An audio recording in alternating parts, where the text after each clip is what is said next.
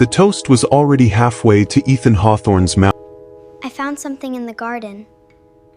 It doesn't belong to any of mouth us. when a tiny hand grabbed the sleeve of his tailored shirt. "Please," the little girl whispered, her voice trembling so hard she could barely get the words out. "Don't eat that. She's trying to kill you." Ethan froze. The dining room fell silent except for the ticking of an antique clock mounted above the marble fireplace. Across the table, his fiancée, Celeste Monroe, smiled with the same warmth she had shown him every morning for nearly 2 years. If anyone had walked into the room at that moment, they would have seen nothing more than a billionaire sharing breakfast with the woman he loved. Only one person in the room looked terrified. The 11-year-old girl standing beside him couldn't stop shaking. "What did you just say?" Ethan asked quietly. Before Lily could answer, Celeste laughed, setting down her coffee cup with practiced elegance. "I'm so sorry," she said with an amused smile. She's been watching mystery movies with the staff again. Lily has such an imagination. Lily's eyes filled with tears. "I'm not lying," she whispered. "I saw her." The words landed like stones. Ethan looked from Lily to Celeste and back again. Nothing made sense. Lily had never caused trouble. In the 3 years her mother had worked at Hawthorne Estate, the little girl had become almost invisible to everyone except Ethan. She spent weekends helping fold towels, organizing books in the library, and reading every science magazine she could find.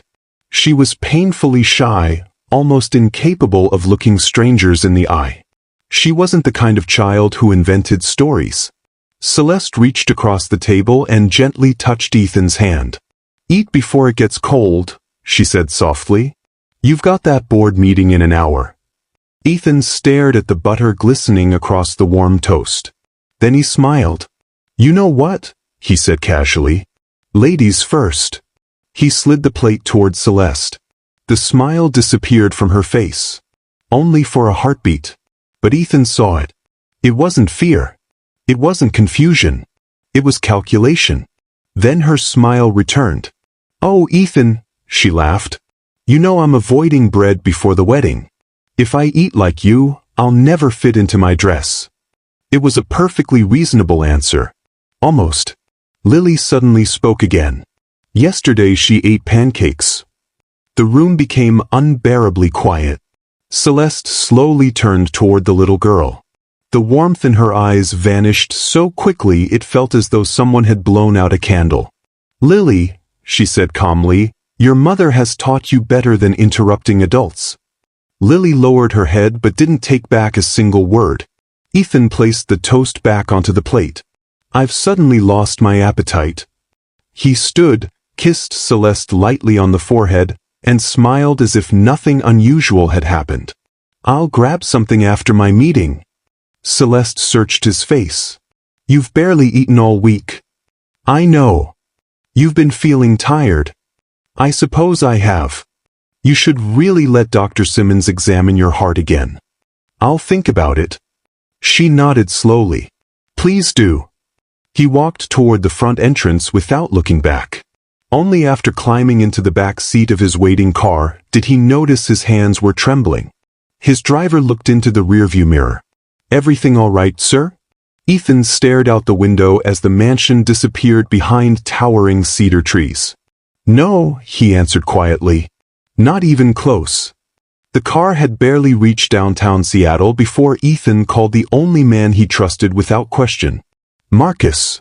His longtime chief of security answered immediately. "Morning, boss. I need you to do something strange." "When have you ever called me for something normal?" "I want every security recording from my house for the last 3 months." Marcus hesitated. "Everything. Everything. Did something happen?" "I don't know yet." Another pause. "I'll have them waiting." "And Marcus?" "Yes. Don't tell anyone. Especially not Celeste." Marcus didn't ask another question. That alone told Ethan how serious the request sounded. By noon, Ethan sat alone inside a secure office beneath the headquarters of Hawthorne Technologies. Wall-sized monitors surrounded him. Hour after hour of footage played. Nothing. Staff cleaning. Gardeners working. Chefs preparing meals. Delivery trucks arriving. Ordinary. Painfully ordinary. He almost convinced himself Lily had misunderstood. Then Marcus walked in carrying a tablet. "We've got a problem." Ethan looked up. "What kind?" "There are gaps." "Gaps?" Marcus nodded. "Someone deleted footage." Ethan frowned. "That's impossible." "It should be." Marcus enlarged the security timeline. Every night between 11:40 p.m. and midnight. Exactly 20 minutes were missing. Single. Ethan leaned closer. "Equipment failure?" Marcus shook his head. "No." "What then?" "Someone with administrator access removed them." Only 3 people possessed administrator privileges. Marcus, Ethan, and Celeste. Silence settled over the room. Marcus finally broke it. "I can recover deleted files." "How long?" "If they've been overwritten." I asked how long. Marcus met his eyes. "Give me until tonight." Ethan nodded. "I'll wait." He left the office pretending everything was normal. By evening he was back at the mansion. Celeste greeted him with a warm embrace. "You look exhausted." "Long day." "I made your favorite." She smiled toward the dining room. Her homemade roasted salmon. Garlic potatoes. Fresh asparagus. She remembered every detail. Every preference. Every anniversary. Every birthday. Every dream he had ever shared. It was one of the reasons he had fallen in love with her. Dinner was almost painfully normal. She laughed. Asked about business. Talked about honeymoon destinations. Mentioned flowers for the wedding. If she was hiding something, she deserved an Academy Award. Then his phone vibrated beneath the table. One message. Marcus. Recovered one file. You need to see this immediately. Ethan locked his screen before Celeste noticed. I have to make one business call. Now. It'll only take a minute. She smiled. I'll save dessert. He walked outside onto the back terrace overlooking the lake. The evening air felt strangely cold. Marcus answered before the first ring finished. Tell me. I recovered one of the deleted clips. And? Marcus didn't speak for several seconds. When he finally did, his voice sounded different. I wish I hadn't. What did you see? I think you should watch it yourself. No. Ethan gripped the phone tighter. Tell me. Marcus inhaled deeply. The recording starts at 11:43. So. Celeste walks into the kitchen. Ethan's heartbeat quickened. Then. She looks around to make sure she's alone. His pulse became thunder inside his ears. And then. Marcus lowered his voice. She opens the medicine cabinet. Ethan couldn't breathe. She takes out a bottle. What bottle? I don't know. What happens next? Marcus hesitated again. Then came the sentence Ethan would never forget. She crushes several pills into your butter, and smiles while she's doing it. The world seemed to stop. Before Ethan could answer, the glass door behind him slid open. Celeste stepped onto the terrace carrying a slice of chocolate cake. She smiled exactly the way she always had. There you are, she said sweetly. I was wondering who could possibly be more important than dessert. Ethan slowly lowered the phone behind his back. His heart pounded as he looked into the eyes of the woman he had planned to marry. For the first time, he wasn't wondering if Lily had told the truth. He was wondering how many breakfasts he had already survived without ever realizing he was eating with a murderer. Ethan forced himself to smile. There was a problem with tomorrow's investor presentation, he said, slipping the phone into his pocket. Nothing that can't wait until morning. Celeste tilted her head, studying him a second longer than usual. You've been distracted all day. I've had a lot on my mind. She handed him the plate. Then eat something sweet. You always think more clearly after chocolate. For a brief moment, Ethan wondered if even this slice of cake carried something he couldn't see. He accepted it anyway. Thank you. But after she walked back inside, he quietly dropped the cake into a flower bed hidden behind a row of lavender bushes. He wasn't taking another chance. That night he barely slept. Instead, he replayed every memory of the past 2 years. Every breakfast Celeste insisted on making. Every unexplained dizzy spell. Every time his heart had raced for no reason. Every doctor's visit she had encouraged. Every moment she had lovingly reminded him to take it easy. What if none of it had been love? At sunrise, Ethan drove to an independent medical laboratory instead of his office. He carried a sealed container of butter Marcus had secretly replaced during the night. The technician looked confused. You want this tested for medication? I want it tested for everything. It could take a day. I'll wait. No, sir. I mean the results. I know exactly what you meant. 3 hours later, Marcus arrived carrying a folder. I checked something else. What? The administrator logs. And? They weren't hacked. Ethan already knew the answer before Marcus spoke again. The deletions came from Celeste's fingerprint. Silence. Marcus leaned forward. I have another question. Go ahead. When did she convince you to change your life insurance policy? Ethan looked up sharply. What? Marcus slid another document across the table. 6 months ago. Ethan recognized his own signature. The policy had doubled. The sole beneficiary. Celeste Monroe. His stomach turned. I signed that after she said we should protect each other. Marcus nodded grimly. And 2 months later she convinced you to update your will. Ethan closed the folder. I remember. You transferred temporary voting rights in Hawthorne Technologies if anything happened to you before the wedding. I thought it was standard estate planning. Marcus didn't answer. He didn't have to. The pieces were beginning to fit together with terrifying precision. Ethan's phone rang. The laboratory. He answered immediately. Mr. Hawthorne? Yes. We completed the analysis. And? There are high concentrations of prescription beta blockers mixed into the butter. Ethan gripped the edge of the desk. What would happen if someone consumed this regularly? It depends on dosage and body weight. Tell me the worst-case scenario. The technician hesitated. Progressive fatigue. What else? Dizziness. What else? Irregular heartbeat. Ethan closed his eyes. And eventually? The answer came quietly. It could resemble natural heart failure. The call ended. Neither Ethan nor Marcus spoke for nearly a minute. Finally Marcus whispered, She wasn't trying to kill you overnight. Ethan nodded slowly. She wanted everyone to believe my body simply gave out. His mind drifted back to the past 6 months. The exhaustion. The canceled meetings. The afternoons he'd fallen asleep without explanation. He had blamed stress. Someone had been weakening him one breakfast at a time. Marcus broke the silence. What do you want to do? Ethan's first instinct was simple. Call the police. But instinct wasn't enough. What proof do we actually have? Marcus frowned. The video. She'll say she was crushing vitamins. The butter. She'll say it was contaminated. The lab report. Her lawyer will ask why I secretly tested food instead of calling authorities immediately. Marcus sighed. So you think she'll walk free? I think she'll destroy every piece of evidence before sunset. Marcus leaned back. What are you suggesting? Ethan looked toward the city skyline outside the laboratory window. I'm suggesting we let her believe she's winning. Marcus stared at him. You want to stay in the house? I have to.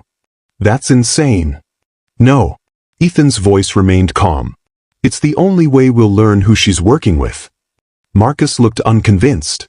Or she finishes what she started. Ethan answered with a sentence Marcus never expected. Then we'll make sure she thinks it's working. That afternoon, Ethan returned home looking deliberately exhausted. He loosened his tie, walked slower, coughed twice before entering the kitchen. Celeste rushed toward him. Oh my goodness, are you all right? I don't know. He lowered himself into a chair. My chest's been bothering me. Concern filled her face. Or what looked exactly like concern. I told you to see Dr. Simmons. I think you were right. She gently rubbed his shoulder. You've been pushing yourself too hard. I suppose I have. She smiled softly.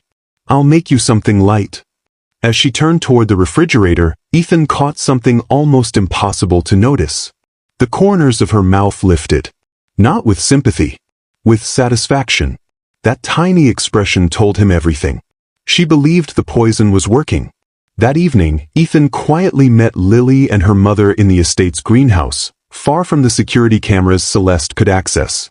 Lily looked terrified. I thought she'd hurt you. You saved my life. The little girl shook her head. I almost didn't tell you. Why? Because she saw me. Ethan's expression changed. What do you mean? Lily's mother stepped forward. Mr. Hawthorne. Her voice cracked. Please don't let my daughter say another word if it puts her in danger. Ethan frowned. What happened? Lily reached into her backpack.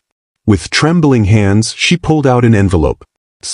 5 crisp $100 bills. And a handwritten note. The handwriting was elegant. Recognizable. Children who repeat lies usually lose the people they love. Ethan's blood ran cold. When did this happen? This morning, Lily whispered.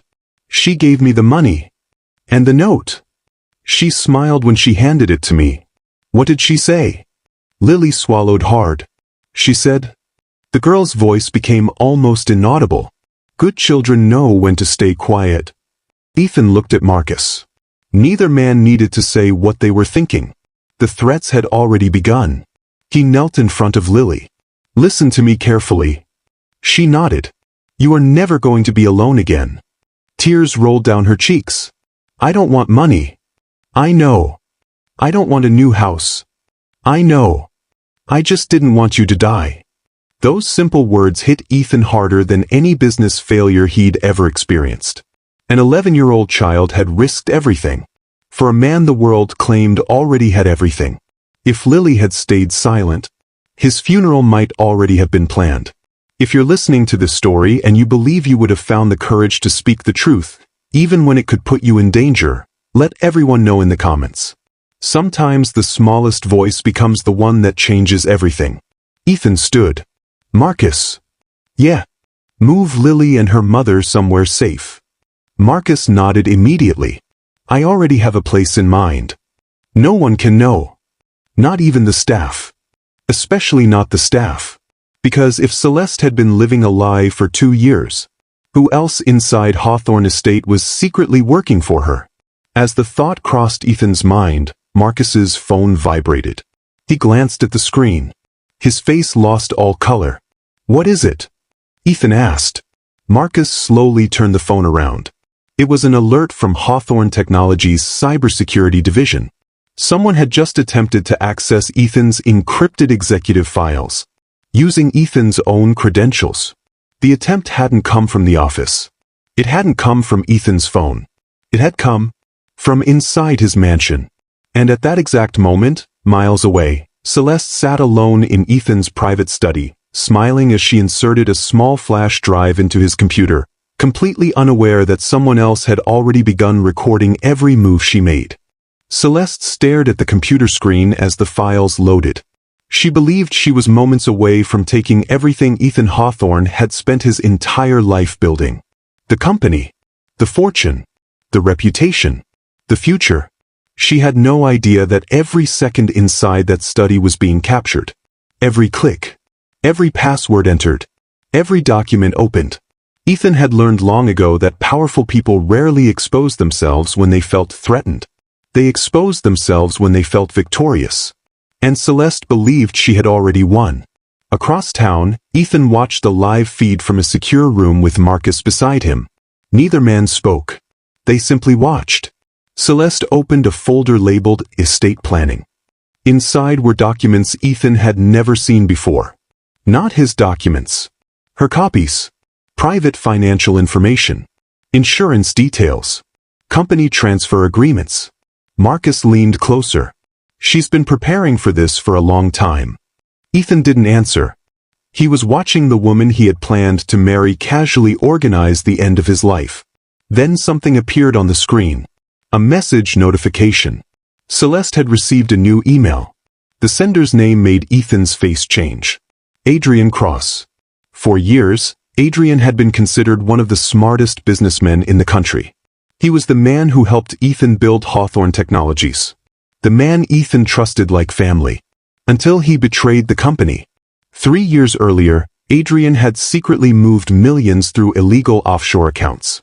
When Ethan discovered it, he reported him. Adrian lost everything. His reputation. His career. His place in the business world. Everyone believed he disappeared. Ethan thought he had moved overseas. He was wrong. The email opened.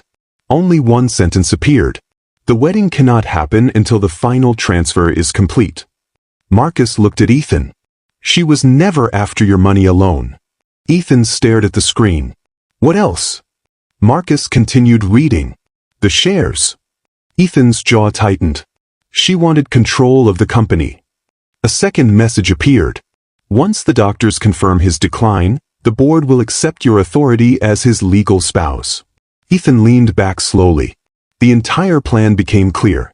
The poisoning wasn't just about killing him. It was about making his death look natural. A grieving fiancée would inherit everything. Then Adrian would return through her. Together, they would control Hawthorne Technologies. Ethan whispered, "She didn't want my life." The pause. "She wanted my name after I was gone." That night, Ethan changed everything. But not in a way Celeste expected. He did not confront her. He did not call her a criminal. He did not throw her out. Instead, he became the man she believed she was destroying. Tired, unaware. For the next 2 weeks, Ethan performed the role perfectly. He canceled meetings.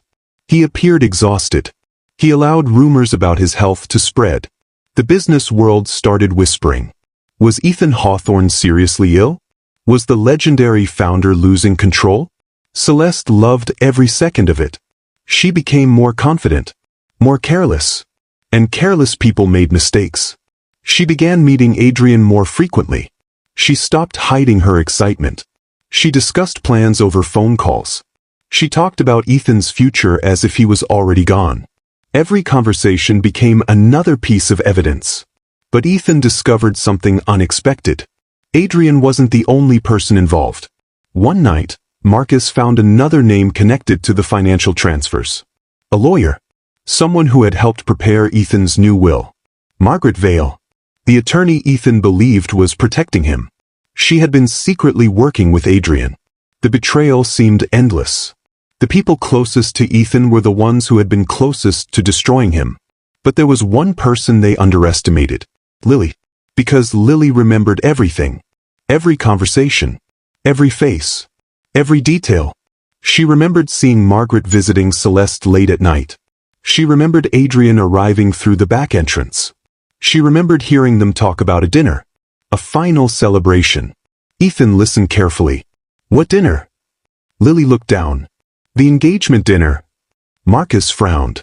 The one scheduled for next Friday? Lily nodded. They said after that night, everything would change. Ethan understood. They planned to make their final move publicly. The engagement dinner would be their victory celebration. But Ethan had another idea. It won't be their ending. Marcus looked at him. What are you planning?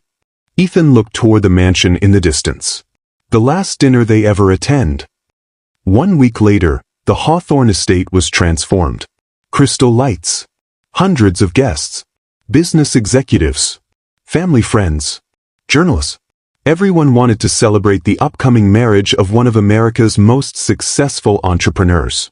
Celeste walked through the crowd wearing a designer gown. She looked like someone who had already won. She greeted investors. She smiled for cameras. She accepted congratulations. Nobody knew that behind the elegant appearance was a woman who had planned a man's death. Nobody except Ethan. And the people waiting outside. At exactly 8:30 p.m., Ethan entered the room. The crowd became quiet. He looked healthier than anyone expected. Celeste immediately noticed. Her smile faded slightly. You look better, she whispered. Ethan smiled. Funny. What? I was thinking the same thing about you. Her eyes narrowed. But before she could respond, Ethan walked onto the small stage in the center of the room. Everyone raised their glasses. They expected a speech about love. About marriage. About the future. Instead, Ethan said, tonight was supposed to celebrate the beginning of a new chapter. He looked directly at Celeste. But before that chapter begins, everyone deserves to know the truth about the one that almost ended my life. The room went silent. Celeste's face changed. What are you doing? Ethan didn't answer. The large screens behind him turned on. The first video appeared. Celeste entering the kitchen at midnight. The audience gasped.